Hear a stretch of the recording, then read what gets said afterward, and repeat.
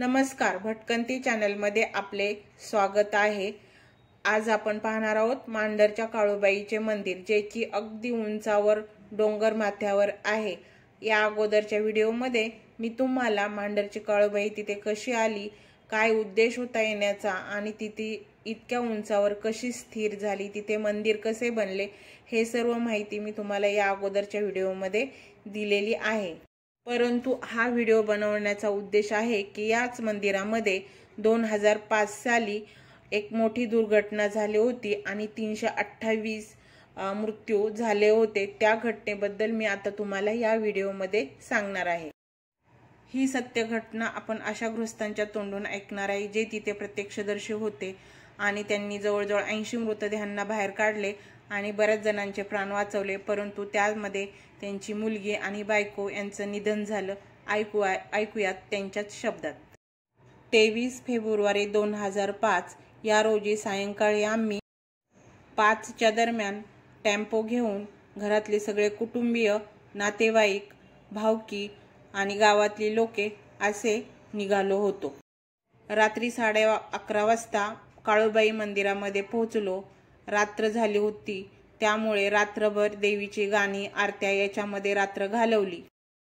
पहाटे 4 वाजल्यापासून पोळ्यांच्या नैवेद्याची तयारी तेथे आलेल्या ज्या स्त्रिया होत्या त्यांनी केली आणि पोळ्याचा नैवेद्य त्यांनी 6:30 वाजता देवीला दाखवून ते परत आले। कारण तिथे भरपूर अशी जागा असते, तिथे एकत्र लोक थांबून स्वयंपाक वगैरे करण्याची सोय असते। तिथे ते पुन्हा आले। नंतर परंपरेनुसार बकऱ्याचा बळी देतात, त्यामुळे त्यांनी त्याची तयारी केली आणि गर्दी असल्यामुळे लवकरच बकऱ्याचा बळी देण्यात आला। पुढील वेड्याची तयारी करण्यात आली।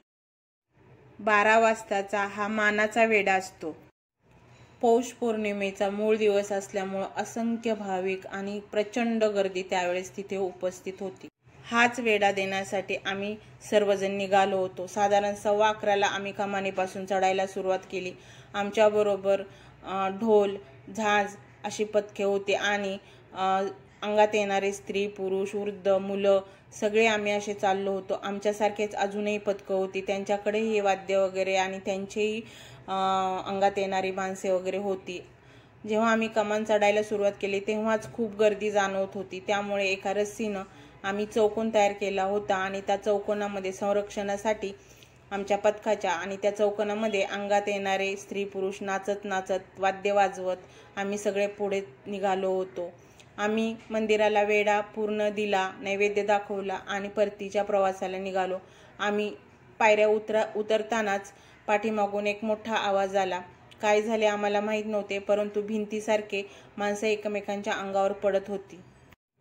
कोणाला काही कळायचा मार्ग नव्हता। पाठीमागून लोक ढकलत होते, त्यांच्यासाठी जागा रिकामी होत होती, परंतु पुढे आबाल, वृद्ध, म्हातारी माणसं किंवा तरुण हे सगळे चेंगरले जात होते। त्याच्यामध्ये माझ्या गावातले, माझ्या ओळखीचे, माझ्या कुटुंबातले ही लोक त्याच्यामध्ये सापडत होती, परंतु कुणाला काही कळायचा मार्ग नव्हता। मागून फक्त लोक रेटत होती आणि त्यांना स्वतःला जागा तयार करत होती आणि अशा प्रकारे एकमेकांच्या अंगावरती माणसं पडून चेंगराचेंगरी चाललेली। मागील माणसांना काहीही माहीत नव्हते आणि अशीच माणसं एकमेकांवर पडून एक थप्पी तयार झाली। ही जी घटना झाली ती खूपच तापदायक होती आणि खूप भयानक होती आणि आम्ही जे वाचलो ते फक्त रस्सीने आम्ही चौकोन केला होता आणि आमची लोक त्या रस्सीमध्ये होते। आमच्या मागील वेढ्याची लोक पूर्ण त्या थप्पीमध्ये सापडली होती। आमची काही लोक बाजूला झाली होती, त्या वेढ्यातून रस्सीमधून दर्शनासाठी मागे राहिली होती, प्रसादासाठी मागे राहिली होती, तीही त्या चेंगराचेंगरीत अडकली होती। आम्ही सर्व बळानिशी त्यातून त्यांना वाचवले, अनेक लोकांना वाचवले, अनेक लोकांना बाहेर काढले, परंतु दुर्दैव असे होते की खूप लोकांचे प्राणही गेले। गावातील, शेजारच्या गावातील, एका गावातील तर 13 जणांचे एकाच गावातील मृतदेह तिथे मिळाले। अशा प्रकारे मोठी दुर्घटना त्या दिवशी तिथे झाली होती। मी अजूनही ती रस्सी जपून ठेवली आहे, आठवण म्हणून की काळूबाईने माझे प्राण वाचवले। ह्या रस्सीमुळेच आमच्या ग्रुपमधले भरपूर लोकांचे जीव वाचले, नाही तरी आम्हीही त्या थप्पीमध्ये सगळेजण सापडलो असतो आणि अशा प्रकारे माझा जीव वाचला आणि मी नव्या उमेदीने पुनर्जन्म म्हणून पुढचे काम चालू ठेवले किंवा हे काम करतो शेतीचे वगैरे, असे त्या गृहस्थांचे म्हणणे होते. परंतु त्यावेळी रस्ताही खूप अरुंद होता, लोकांची प्रचंड गर्दी होत होती. आता बऱ्यापैकी रस्ते मोठे केलेले आहेत आणि बकऱ्याचे वगैरे कार्यक्रम आता तिथे करण्यास बंदी केलेली आहे. त्यासाठी डोंगराच्या पायथ्याला जागा दिलेली आहे, तिथे लोक येऊन यात्रा वगैरे करू शकतात. परंतु आता गडावरती मंदिराच्या जवळ खूप स्ट्रिक्ट नियम केलेले आहेत आणि भरपूर मोठी प्रशस्त अशी जागा पण आपण केलेली आहे, तिथे पाहायला मिळते आणि सोयीही खूप केलेल्या आहेत. तिथले हॉटेल्स वगैरे आता हटवले आहेत आणि खूप मोठी जागा तयार केलेली आहे. त्यामुळे आता जर तुम्ही गेलात तर तिथे मंदिरात व्यवस्थित दर्शन वगैरे होऊ शकते आणि गर्दीही कमीच असते, कारण तिथले बरेचसे दुकाने वगैरे हटवल्यामुळे जागा खूप अशी झालेली आहे आणि त्यात आपण आता छान सोयी तिथे झालेल्या आहेत.